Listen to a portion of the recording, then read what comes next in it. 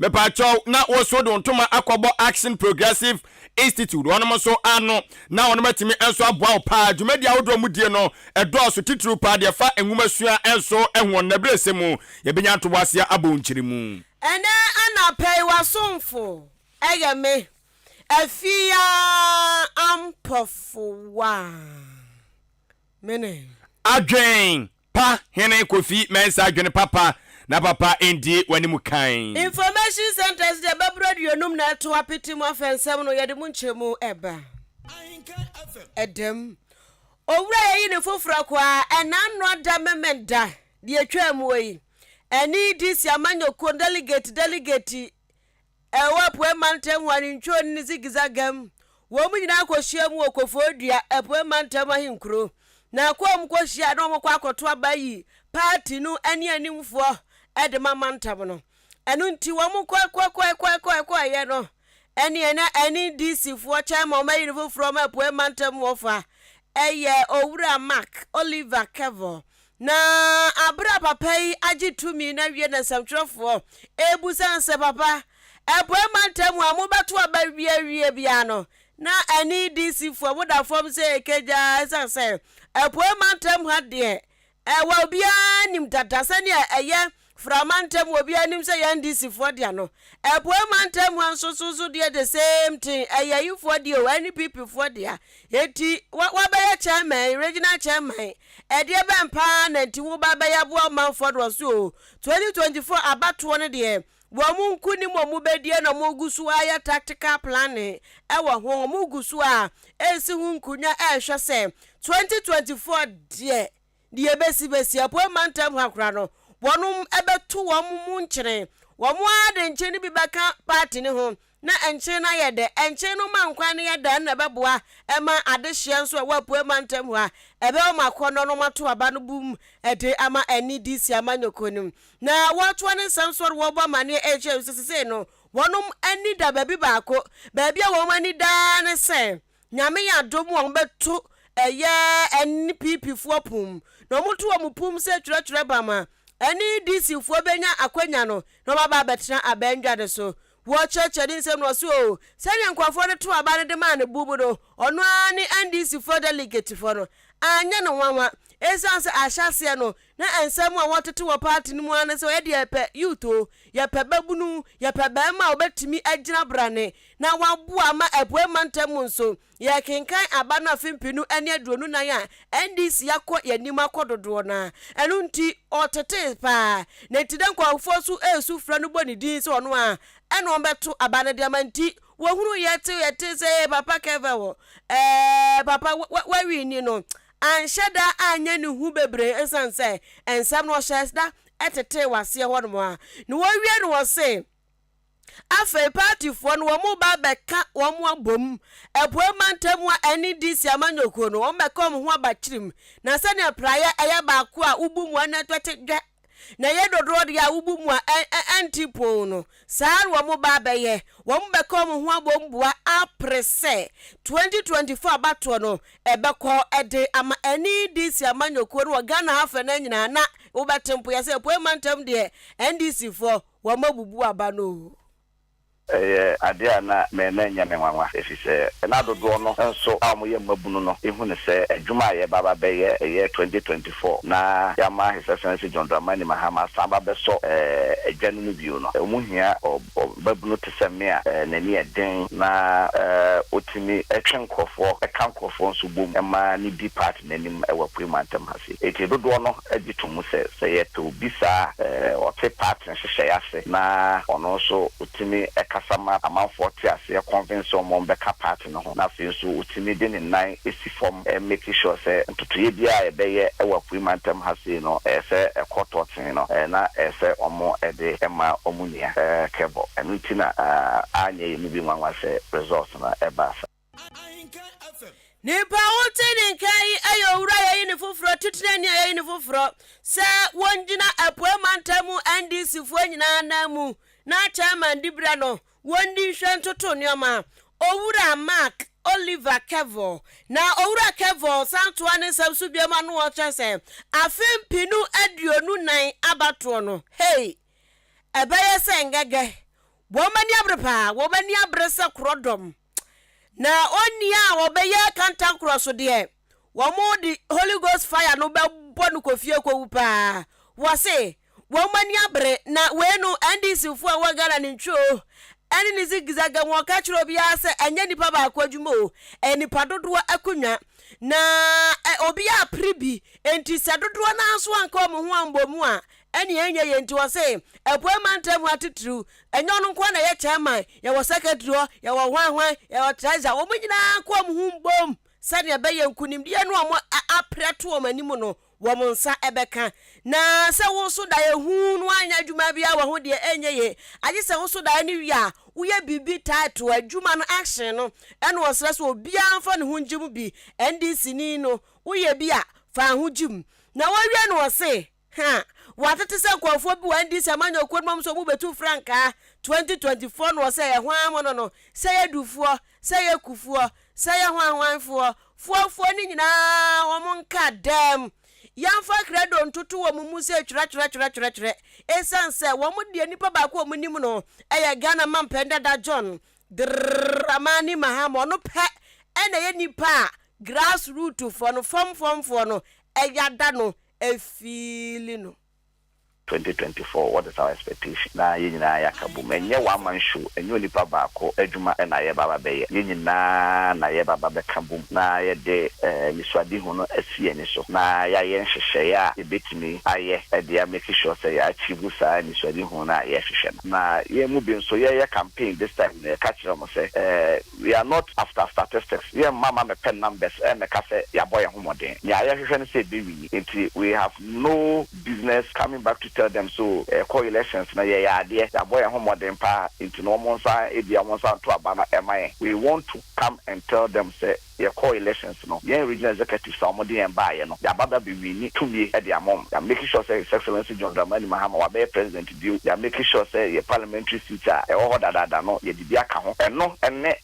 story ya pese ye chiro after 4 years omodi ama your regional executive committee no and we did say members of the regional executive committee na just sign so ade ho no etum and the call rounds the party for na catch say juma to aye to ama no John Mahama nti ye to ama no tumi na ye hwehwe 2024 into na ye wodi die wo mu a ye to abana mam na ye nim say John Mahama de bema yen sa tumi choice na party for the do ne ka form no ye Excellency John Dramani Mahama je wo am person biti nipa wuti ni kai aya national team ayi ni foforo kra so ko mrochian epoemantam NDC for national team eno no owura Mark Oliver Kevo Adishimama ya kuyanim awansa foforo enso emunemom no amanyosem a enna yegusu aye ebutuo na eye enkitaodie ni baako edema National Democratic Congress NDC amanyoko no enso so eye owura Kevin Tete eye Kateno na onensema wodo ede atodwa ekiremu ese wajidi ye pa asa empempenye IMF kunyasie a wone omaikoko Ghana aban eno eye MPP ananado da kwa kufu adudu omanim kan no omo asie no omo ehwe akwa mbafa so metimi so ene IMF fo timedi kita wono matima baba so yasene ama esika sam entoto ya entimi nyina brane no etimi akona nim ya hwe anim sesika botia eno esoma America dollars no 3 billion ena ye hwe de afri won makate na opanyi chem se de enten kitawdie no acha no aya de baako ohuni se IMF fo na wusa da bi omaikoko Ghana bosia ya boro no enya bosia ketwa eno enti se wan hwe ye no omdi sasika wei esa de be pie so a na ye ka no aya de se be kona nim pa na ni tua no so ebe ya de a betimi aya den enso de ama omaikoko Ghana no nti ana IMF oguso omo etwetwe omo enase asika no omo empese omo so ebe tabiri ede amaye no na o kire mu se wei enam so de pefe esa MPP aban no sebsebe mprediasa won ma di Ghana fo ehwammo pa eye enya hwamodi a eye hwamodi eketo akora na o kire mu enso ese wo se eye omaikoko Ghana yetimi bompa ye mu oden na yedeta eye ye mpanyfo yaji sade ebe ya mefo won so betimi ate ya wa ye famu no ase na so ni nyina mu ono se betimi abamu a gisa MPP aban no so eye krado se obedan enuoma eye no kwasem enko adi akere IMF fo no acheche no mam ama omo so atimi atiase na mmom sa akwa ne sa na bibi aban no omo ye omadwe se chenchera che we have the men enu nti no sabi onkrofo mutirimu abo pew won betimi enso adada eye IMF no ewo atorokwan so de a ene no de ade se sika ye pede afiri wonom so nchen no omo se betwe aso ache pa wa bro omo enso so ba hwe bewi ache kwa no hwe manfa amayen na ne yaso be yahye na wo kyeremu se MPP fo sabio enimguase onum agu onom de atoro makoko Ghana no ayo omo akasankasa omo nsem bi a omo keka ye mrade omo eto Ghana fo a chese na enye mrade ketwa omo de Ghana fo o ye ba pe ba tete no amaso ye wonkrofo atotwoduro ne ani ntakuku danfo a omo etimi aboa mo man economy asa gina biem ama Ghana fo wato omo ne so obusa ye ne o timamufo ne se ede ne pempei ye hunin o se aye MPP fo se ye mfa good policies ye mfa enwoma hyehye mapa ebetumi aboa matimamufo wato won mo enwu akwa so pa de lalai omo ni bi wo mutrim tituru pa ne plan for food and jobs a omo enso ede baye obusa se pempei eno eso mfaso pa na oman na nya no ene sei besin yanti hwefi IMF ko America konum tea enim tea me fi Ministry of Finance omo bae 2-3 weeks etwemo eme yakọ kan budget yanti hwe yo na chese ade ni nkoyi o niam nkoyi o IMF omo bonjoye so mema iska no omo bo adwanka by now yati statement ka bibia ba ka be come website ya approve efisesi ano sai na Ghana aye no chese wo na ma hu so nko left na so nko right or the kama ye hu de ye be si de etua nti IMF na mo koji sa 3 billion efi omo no omo bakra omo be say ye be de ni etua ye kan o kan no mbe yisu brofo akese restructuring your debt and what sabi excuse my language, it is absolute nonsense. Nonsense be nim what is kano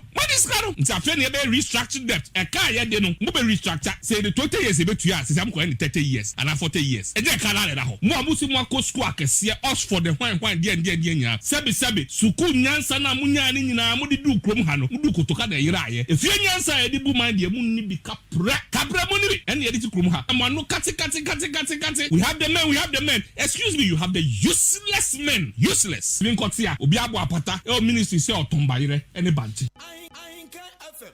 Ghana adesimama ene awuti yeyi oko eye NDC amanyoko no eyezu eyeza wono eye nkitawudie ni baako a wono so ewomo ehwe eto amanyoko no de matemamfo enso etimi ete wonom ensem Orura Kevin Tete Kateno ena adesimama watene nkano na abapaya semwa kanze sedi mu ohye na en ontie head of psychology at University of Ghana Professor Joseph Osafo wodi atudwa onu de wo finance minister baso so obi keka say we have the men Goro boys there wono so ka kiro mo say finance minister wa boy adwuma papa enfishia pore nsiani papa no waye adwuma boa magana economy na jana so brane enu tino ensam obi akeka bia ye dede hu Professor Joseph Osafo atwa ne nsem so enu wo kyerɛkyerɛ mu se na nse watete se minority fo so wo mo peso mu yi di free ho kra wo mu yi kanoforiata free ho kra yampam no majority fo ni bi nso omo so keka wase no manu kra ye den na nse pa enu wo se ni nyina mu no kanoforiata da so gyina na so ba bi ogyira na wogyira wo se papa no nani adio akwa nani ade na nani ade nyina ne se woso obi anka wei tobo no na wei tobo no na nka nanu ada ad hoc committee kura kwahia womi enko ntimi nka sambia na so wo hwa papa no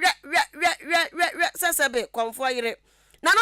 de wo de to aron so de atoa wo de to anu ade atoa omu kobusa cathedral wo se hwe cathedral ya famra kwanso wa mu no wa mu na se ya famra kwanso ni wo kyerɛkyerɛ wa tase wo fa boga nya so a wo hunu kura so obi se yenyi ni mfiri ho sere papa ta na chi adu show boy ta na chi a wane hwan o gira na so enti no wase papa ne nsem no oyiyi ano ad hoc committee no edam pefe se ken oforiata ni adene na ensem ankwafo kan embu na ba wose saa wo ya kandifo papa e wose obi asem bi o ka bi adu to wachi so ka so betietie nkwafo nsem mo baka ebebu wabam nyaade abetumi akọ anim ti Kennedy ensem wo kan ye nyina da no edana kwam pepepe ene wose ohwenyansa ne adwene a ya Ghana photosafo kenoforiata enya ye de yi nkwafo ya no a oh ado chese papa ni nim nyansa ye pa no se wo kwahia ado committee ni wie no wahunu se sa ken oforia tire be mama pa be mabrani ojane nanso wasi ye papa se won shata de fita kwa ne nta de fita no wo se nyina kire ne su ene ne ban ampa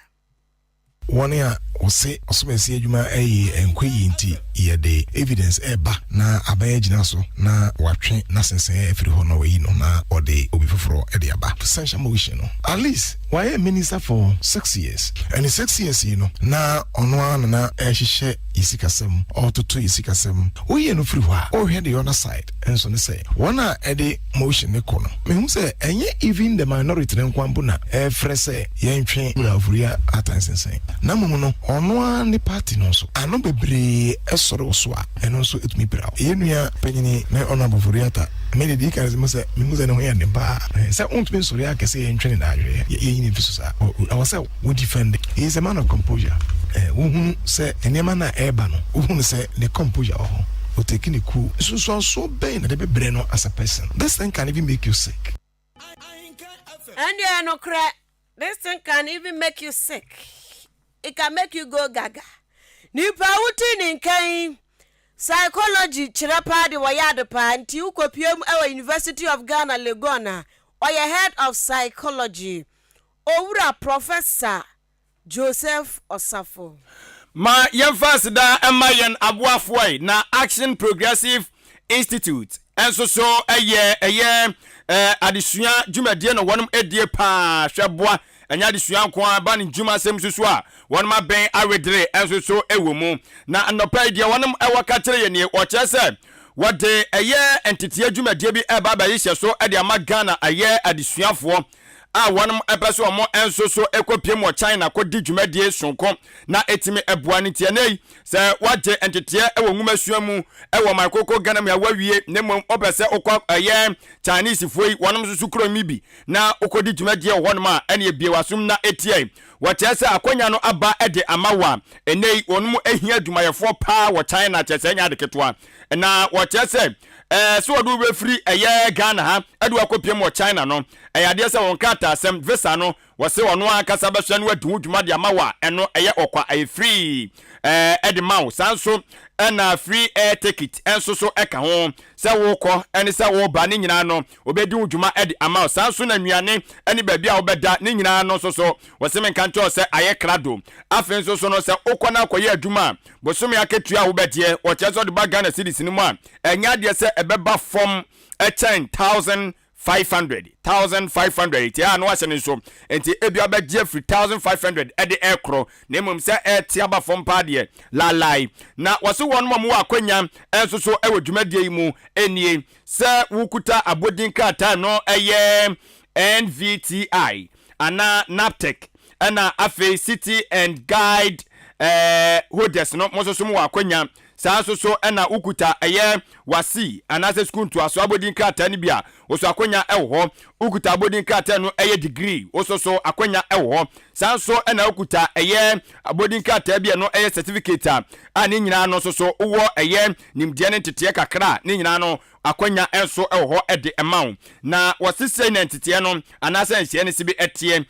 se wodi aba ne yede wafa process ni mu anase yede wafa enwoma wuduo ni mu no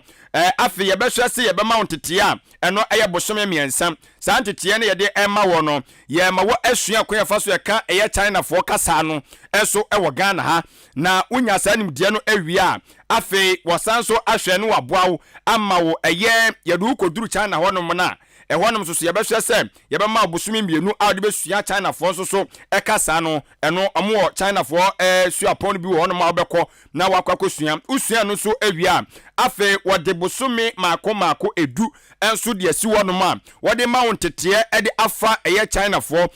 enyuma ahodo an se bia de okọ no adwuma de okọ akoye no yese bia akọbọ nade so enti no ye bema hunim de yese bia okọ kira de eno ye bema hunim de saa bosome mako edu se de bia betimi so aye opabene enso ewo mu pa eno echi no uwia waseme kan to se adwuma de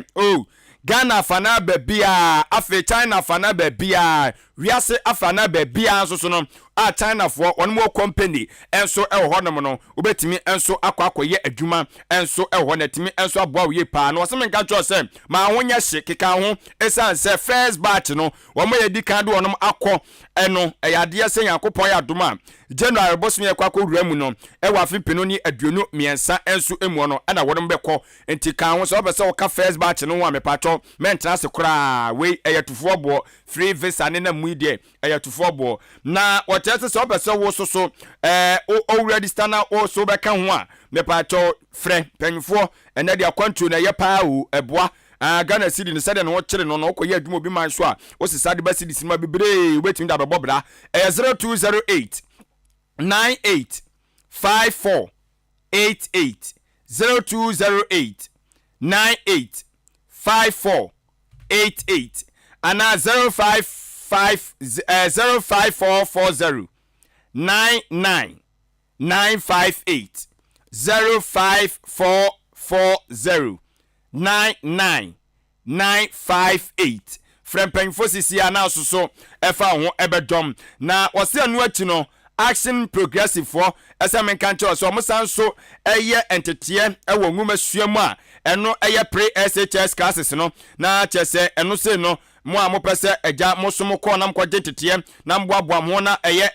SHS nso so enso hwe no mutimi enso twane ye no me pa cho se mo na gentete na weni se no eyade se oye BC for no aha won se BC this year so mo no of deco ene ye pre SHS no me pa cho so ko na akwaje tete na entimi emo so be ye computer classes no so de ama free e de pi eye eto wase men kan cho se ba bia do tiri beto de manwene ho boarding facilities no wase eye available eno ati wase 2023 no so wo gya de suafo no wo register wo mo ama wonum so timi enso atwere me pa cho SHS no mo so mo pese mo ye remedials na se bia wakotwere wantimi entwa na pese so akotwe ne bi ma pa cho akonya wo bra na be gentete na entimi enso emwa wono akasa no oye suapon a anaso oye school a wono akasa de ne ho enti SHS class 1 to 3 no woye na afes JHS fo betimi aba primary KG nursery ene de kika ka ho no mo nyina so no betimi do ba kwa awofo mo fa mo ba enkoi sanso no se woye foreign exams bi etese CRE JMAT na afi IELTX and afi SAT ni nyina no courses ni bia wo ye o se no ye foreign exams etie no so pese o try no so no abomode aba ye frɛ 05440999958 05440999958 and 0208 985488 and no action progressive institute me pa cho fa ho ekodoni wo mu Hector International School so AD 60th anniversary na Eshase 28th November 2022 Monday no clean up exercise sada no a na Tuesday 29th November 2022 no career day traditional day Master and Miss Hector ene de yekeka entertainment bebre 30th November no enso fun games wukriada Thursday no 1st December no float wombeko float wodan hanom mpatam nyina wombehye t-shirt Friday 2nd December 2022 ne homecoming and Saturday no 3rd December 2022 no grand derby ehonum na obehu mpanifo atwotwo wura wo ye mpatam hu ase wo nyina abochenku ewo ho Hector ba ya chepa na 4th December dan wo mudi twato no kura no kwasiada wombeko Thanksgiving service ewo aboabo Hector afade ne ye fita all white na Hector de nim se wo mudi eba no se yensua de yensua ade papa wo mo ya ade pa wo mo ye famous so Hector wan ko bia na chese empatem ho magidin papa Hector the pace setters Hector penny the penny wo mo no nti 60th anniversary no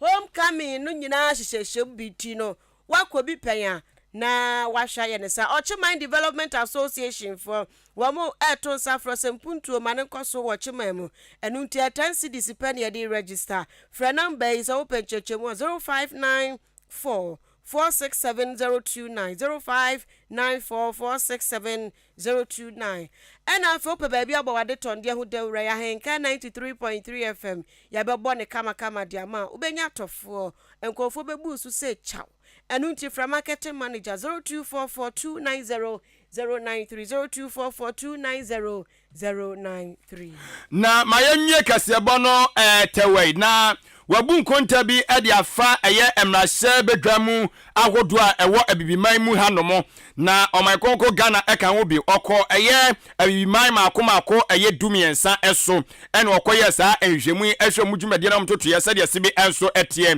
ewie ne no na chese omakonko Ghana ene waboye ndin se ye ba no eye abibiman mu hanomo asa eye abibiman makomako edu miensa onom koso no ye ne yemrahye bedwafo no ebo momoden pa mudwumade na mtoto ye emu tomo na edi ekan na saa nhwemu no eye basum kobi a ofro se onomo adwumadi na nka so mo from se Africa Open Parliament Index OPI eno ene nhwemu omo a omo edin omo de atoso no chese omo ne Africa Parliamentary Monitoring organizations working groups and the kabo mu and one of yes nhwemu yi na waso mu nhwemu no mo ye no omo nse Ghana on uhye adwumadi ne atotoe mu a eba no pepepe yomu a the friends transparency no wase eno say one ehwe no na omo mai hogichemu no aduasa enum 35% and afi so no eba no civic participation so a eno so omo bo moden ema ye ne 35% so saa and afi so kire mu say public accountability and also so 30% and omde ema ye ne etom kika bo mu no na chese oba no my koko Ghana mi ade amra se bedwafie no se do mdwumade no mtoto ya se betie no bibia ade da na kwam ewo abibiman atoye enso so emu ya nomo na o chese Sierra Leone wanom ene to so mako miensa waso am ne to so miensa ana afesu no Nigeria for eto so enan Benin to so enum afe Gambia enso eto so ensia Ivory Coast mino enso eto so enso didi so saa enso ede eko Keved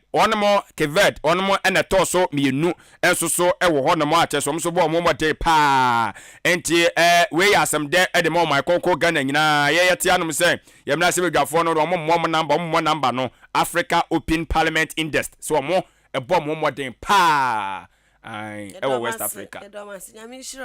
mamo omo ye so bi no baby kro mo gina mo busa ye nti omunya we agulu so mo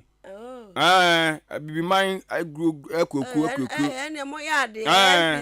mo ya de ombo mo modern pa mo ndi agro yo ebusia ha ene ade na pa no Ahenkan Kasiebo no besie your producer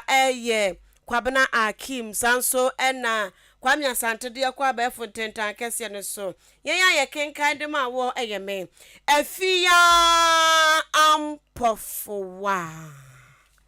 mene original adwen pa hene kofi mensa adwene papa na